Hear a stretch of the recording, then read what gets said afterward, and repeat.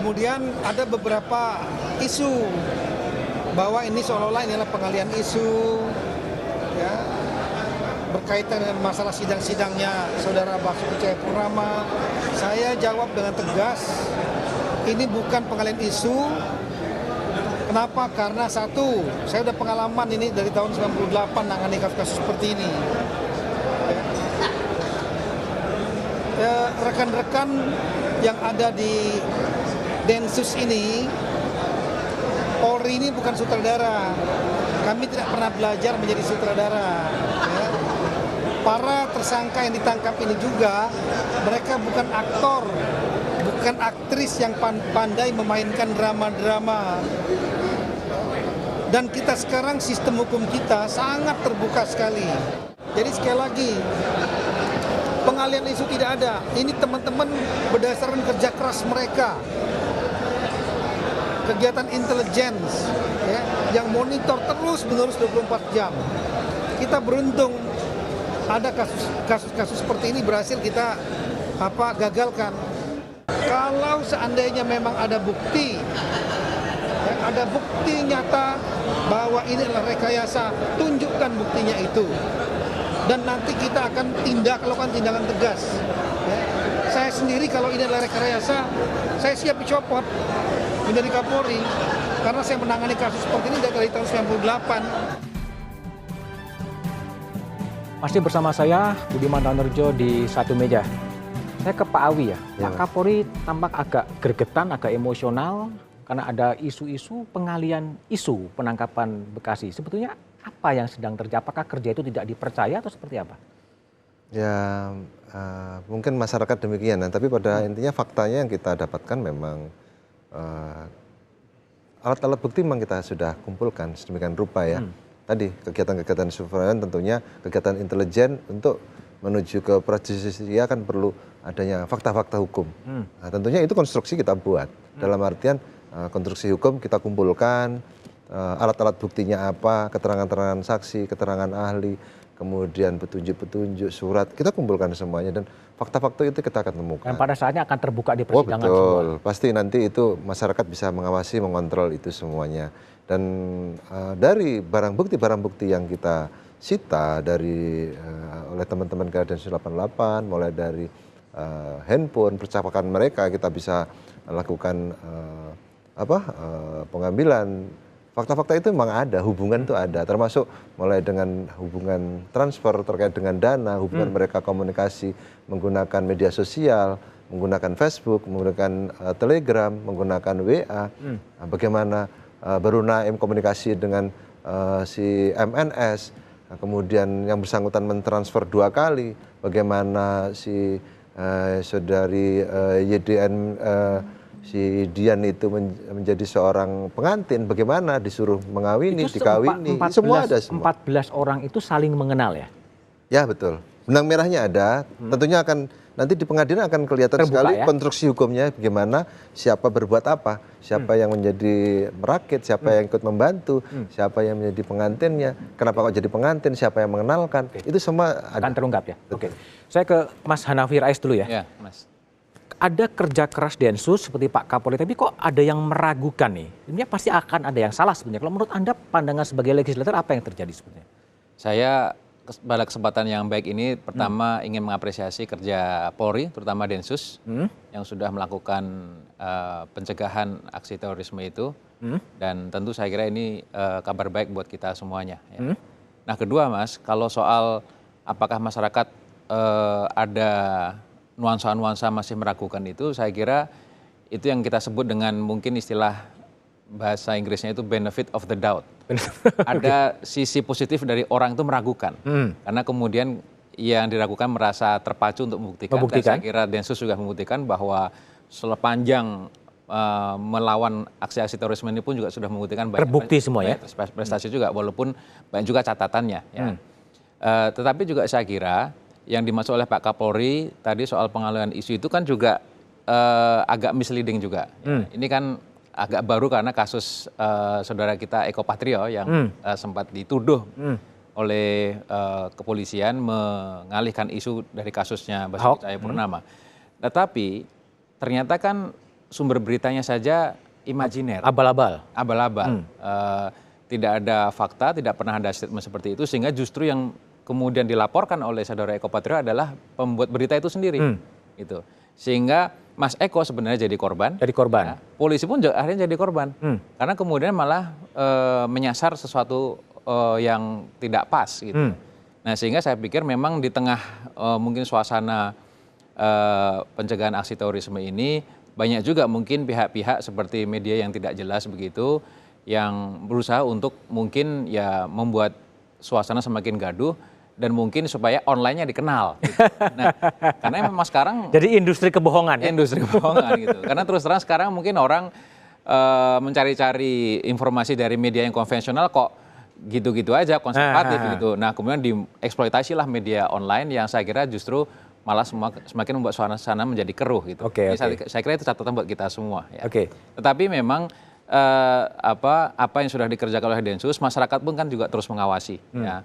Dan ke depan yang kita harapkan adalah dengan adanya misalnya nanti undang-undang yang baru yang dalam proses revisi sekarang ini, tentu kerja-kerja aparat terutama Densus itu juga lebih profesional, lebih sesuai dengan kaidah semangat undang-undang yang berlaku ya. Dan harapannya yang ditangkapi itu juga memang betul-betul kemudian menjadi titik untuk membongkar sel-sel yang baru tadi disampaikan oleh Pak Awi tadi itu. Ya. Jangan karena terus terang ada catatan ini sejak ada undang-undang pemberantasan terorisme kok yang ditangkapi itu malah lebih banyak yang mati daripada sebelum ada undang-undang. Gitu.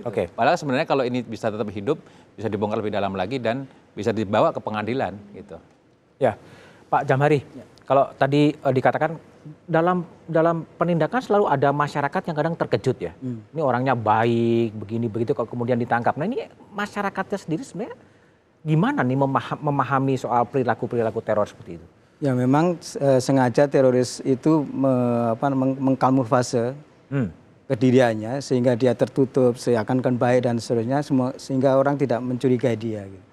Dan ini terjadi beberapa hal, banyak juga yang kriminal juga berperilaku baik di lingkungannya untuk menutupi apa yang juga yang terjadi pada dirinya. Nah saya kira masyarakat juga jangan tertipu dengan tingkah laku teroris. Gimana supaya masyarakat tidak tertipu tuh ada nggak tipsnya? Saya kira ini juga kerja kita bersama. Bagaimana juga masyarakat mengetahui tanda-tanda orang yang sudah mempunyai pahaman radikal, kemudian terlibat dengan jaringan. Kalau ada orang yang tersendiri, kemudian tidak mau berkomunikasi dengan yang lain, tidak mau terlibat keagamaan dengan yang umum, saya kira masyarakat juga harus mulai curiga dan juga. Kalau dalam kajian PPIM, kenapa sel-sel teroris ini bisa tumbuh subur, mendapatkan orang-orang baru? Apa yang sebenarnya terjadi? Nah ini saya kira kajian yang menarik kalau kita lihat mengapa mereka yang bisa selalu merekrut baru gitu. Jadi kalau dalam istilah bahasa Inggris itu the same old ghost itu atau hantu yang sama pada dasarnya. Nah itu ada beberapa jaringan. Pertama yang disebut oleh Pak Awi tadi ada dengan kawin mawin gitu ya. Mereka menikahi gadis atau yang lain, janda dan seterusnya, terus kemudian menjadi jaringan yang baru. Atau kemudian mereka mengumpulkan kembali keluarga-keluarga yang pernah teroris, yang sakit hati dan seterusnya, dikumpulkan kembali untuk menjadi jaringan yang lagi. Gitu. Terus atau ada orang yang pada dasarnya berpikir mempunyai pandangan yang sama, konservatif, tapi diam. Nah ini menurut saya yang perlu ditargetkan. Gitu. Saya kira bagaimana mengurangi risiko orang yang mempunyai pikiran konservatif yang ini sama, dan ini kita cegah supaya mereka tidak gampang direkrut menjadi radikal. Gimana caranya? Saya kira ini melalui pendidikan, melalui kerjasama semua pihak, dan saya kira ormas-ormas Islam juga harus terlibat, bagaimana ikut mengawasi dan juga ikut menyemarakkan masjid-masjid gitu, menyemarakkan pengajian-pengajian sehingga tidak diambil alih orang-orang tertentu. Sejauh mana kontribusi pendidikan untuk kebangkitan radikalisme atau terorisme itu sendiri? Nah, saya kira ini juga penting dilihat bahwa pendidikan juga memainkan peranan yang cukup signifikan. Jadi kalau Pak Hamidin tadi bilang ada yang kawin mawin, ada yang keluarga. Nah, yang terakhir juga adalah jaringan jaringan lembaga pendidikan juga berpengaruh. Nah, kami melakukan beberapa penelitian tentang pendidikan ini. Pada awalnya kami punya program yang lama sekali untuk melihat bagaimana pendidikan Islam itu mengajarkan toleransi beragama yang lama. Jadi dan kami lakukan jauh-jauh sebelum ada kasus terorisme, radikalisme dan seterusnya. Karena kami pada dasarnya keinginan Indonesia ini terus berdamai dan aman gitu. Dan salah satu kontribusinya adalah lembaga pendidikan Islam. Nah, kami cukup terkejut ketika melihat bahwa ternyata banyak pemikiran-pemikiran maupun guru-guru agama yang punya pandangan konservatif itu. Dan ketika kami lihat beberapa daerah, ini menurut saya menjadi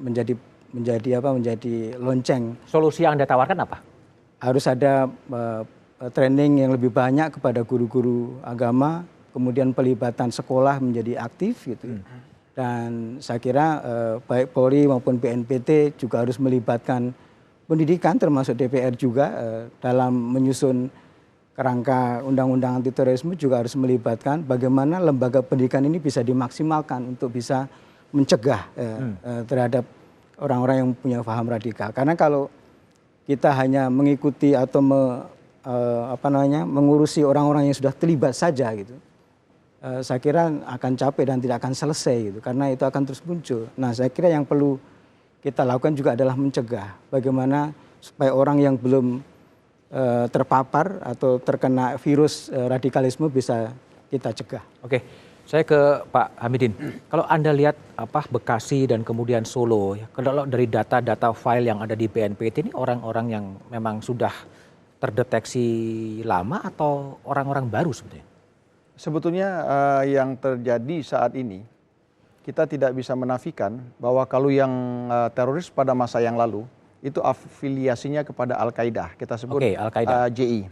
Kemudian kita lihat ada beberapa yang sekarang masih di dalam penjara, ternyata dari dulu yang afiliasinya JI juga ikut merekrut. Sekarang berbicara tentang rekrutmen itu, maka apa yang menarik? Kalau dulu rekrutmen itu mereka seperti tadi saya katakan itu melalui perkawinan, itu bisa terjadi. Sekarang ternyata terjadi kembali. Itu yang kita sebut kinship, bloodship. Nah, marriage ini, perkawinan ini, itu untuk mempermudah rekrutmen sebetulnya.